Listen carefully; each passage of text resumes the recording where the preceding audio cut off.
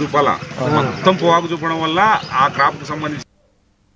పశ్చిమ గోదావరి జిల్లా వీరవాసరంలో బంధన్ బ్యాంక్ రుణ ఈఎంఐ వసూళ్లలో అక్రమాలు జరిగాయని పలువురు రుణగ్రహీతలు ఆరోపించారు.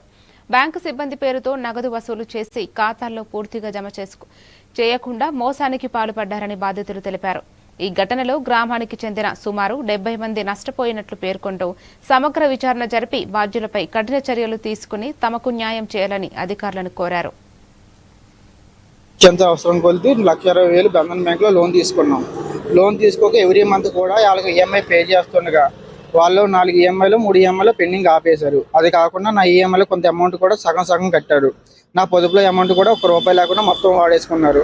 ఆయనకి ఫోన్ చేసి అడిగితే ఆయన ఏమంటున్నారంటే నన్ను ఎవడో ఏం చేయలేరు, ఇంటికి వచ్చినంత మాత్రం ఎవడంటే ఏమైనా పీతాడు, నన్ను చంపేస్తారని అడిగేస్తారా, నేను ఏం చేయాలో నాకు తెలుసు అన్నట్టు మాట్లాడుతున్నాడు. ఒక ఆడవిడి ఒక మొగతన ఇద్దరు కూడా విజయదుర్గ ఆడవాడి పేరు, మగతనం పేరు సాయి. మా నాన్నగారు 30వ తారీఖు పే చేసేవారండి. ఆ అమౌంట్ ఇస్తే వాళ్ళు తీసుకుని మాకు రిసిప్ట్ దాంట్లో స్టాంపు ఏమి ఉండేది కదండి. మామూలు లోన్కి వెళ్ళి కడదామంటే వద్దని ఇవ్వరండి. వాళ్ళే బయట నుండి వెళ్ళి మాకు కుదరదండి, దీనివల్ల మాకు న్యాయం జరగాలి, ఈ అమౌంట్ మాకు చెప్పండి మీరు ముందు మేము అన్నామండి. అలా కదండి, మీకు విజయవాడ నుంచి మాకు కాల్ వచ్చేది 3 నెలల నుంచి మేము ఆపేసామండి. ఉన్నది కట్టేయండి అంటే విజయవాడ నుంచి మీకు కాల్ చేస్తున్నారు, మీరు అమౌంట్ కట్టిన వాళ్ళు ఇబ్బంది పెడుతున్నారండి మాకు.